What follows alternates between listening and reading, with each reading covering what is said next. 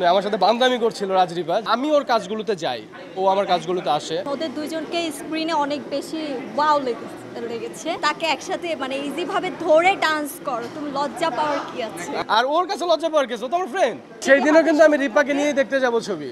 আর অভিনয়ের পরিকল্পনা হচ্ছে, আমার একটা সিনেমা অলরেডি আমি সাইনিং করেছি। সেটা হচ্ছে আমাদের ইন্ডাস্ট্রির একজন সিনিয়র ডিরেক্টর, আমি তার নাম বলতে পারবো না কারণ পারমিশন নেই। এই গল্পটা নিয়েই আছি আপাতত। আর গতকাল আমার একটা বিগ ধামাকা কাজ হয়ে গেল ভিএফডিসিতে, সেটা হচ্ছে মিউজিক ভিডিও। সেটা ঈদের আগে আসবে। খুবই ভালো একটা কাজ হয়েছে। বেসিক্যালি এই কাজটা করেছি এই জন্য, কারণ একটু তামিল বাইফ আছে, প্লাস হচ্ছে একটু ডিফারেন্ট প্যাটার্নের। সাধারণত হয় না যে মিউজিক ভিডিওগুলো খুব বেশি ভালো হয় না, ওই রকম ধামাকা কিছু হয় না। এটা বিগ অ্যারেঞ্জমেন্টের একটা কাজ ছিল, যার জন্যই হচ্ছে মিউজিক ভিডিওটা করা। আদারওয়াইজ আমার ফিল্মের ডিরেক্টর আমাকে পারমিশন দিত না যে কাজটা তুমি করো। কাজটা এত বেশি ভালো ছিল, দ্যাটস ওয়াই পারমিশন পেয়েছি। আর কাজটাও মাশাআল্লাহ অনেক ভালো হয়েছে। আই থিঙ্ক এই গানটা এবার ঈদের ধামাকা কিছু একটা হবে, খুবই ভালো। আর আমার কো আর্টিস্ট হিসেবে ছিল সামান্তা সৌমি। ও তো অনেক ভালো, অনেক ফ্লেক্সিবল। ওর সাথে কাজ করে মানে আমার কাছে মনে হয়নি যে আমি ওর সাথে আগে কখনো কাজ করিনি।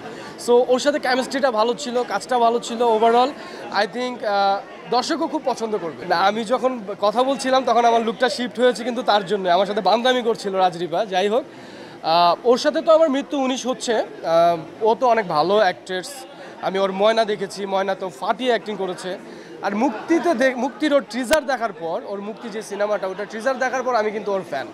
সো ওর সাথে কাজ করার অভিজ্ঞতা আমার অলরেডি হয়েছে এবং আগামীতেও হবে। ও ভাইরাল, আমাদের নাম নিয়ে ভাইরাল হতে চায়, এছাড়া তো আর কোনো কাজ নেই। তো বিষয় হচ্ছে এখন এই যে আরে মজা করতেছি। আজকে এখানে শিশির আমাকে ইনভাইট করেছে নাকি আপনারা আমাকে ইনভাইট করেছেন? আমার জার্নালিস্ট ভাইরা অবভিয়াসলি আমাকে ইনভাইট করেছে। সো আমরা কোথাও ইনভাইট পেলে আসলে আমাদের যাওয়া হয়, একসাথে দেখা হয়। আর যেহেতু আমরা ফ্রেন্ড, এর জন্য আসলে অনেক ও আমার কাজে আসার রিজন হচ্ছে আমি ওর কাজগুলোতে যাই, ও আমার কাজগুলোতে আসে। কারণ আমার হয় না যে একটা ফ্রেন্ডকে ভালো কিছু দেখাবে। আমি ওখানে কাজ করছি, সেই জায়গাটা হয়তো আমার কোনো একটা মিস্টেক থাকতে পারে, ভুল থাকতে পারে, তখন ও কিন্তু শুধরে দেয়। এবং ও আমার চাইতে অনেক ভালো এক্সপিরিয়েন্স ওর। ও বললো যে আমি বলি ওর একটা ইনক্লুড করি। ওদের দুইজনকে এই জুটিটা যদি শুধু মিউজিক ভিডিও না, এই জুটিটা যদি আপনার নাটকেও কাজ করে বেস্ট হবে, কারণ ওদের দুইজনকে স্ক্রিনে অনেক বেশি ওয়াও লেগেছে। তো আমার কাছে মনে হয় যে নেক্সট টাইম যেন ওরা জুটি বেঁধে কাজ করে। আর ও হচ্ছে কি, ও কমফোর্ট না, মানে একজনকে ধরে যে ডান্স করবে, মানে ওর কাছে আনইজি ফিল হচ্ছিল। তো ওকে আমি বলেছিলাম যে তুমি ইজি হও, তাকে একসাথে মানে ইজিভাবে ধরে ডান্স করো, তুমি লজ্জা পাওয়ার কি আছে? বিষয়টা হচ্ছে কি, আমরা যখন ওখানে কি বলে শুট করছিলাম, তখন ও নিজেই রিলস করছিল। সো আমার এখানে লজ্জা পাওয়ার কি আছে? আমার অ্যাক্টর ম্যান। আর ওর কাছে লজ্জা পাওয়ার কি আছে? ও তো আমার ফ্রেন্ড, তাই না? ঈদ নিয়ে হচ্ছে আমি 17 বা 20 তারিখের দিকে খুলনায় চলে যাব।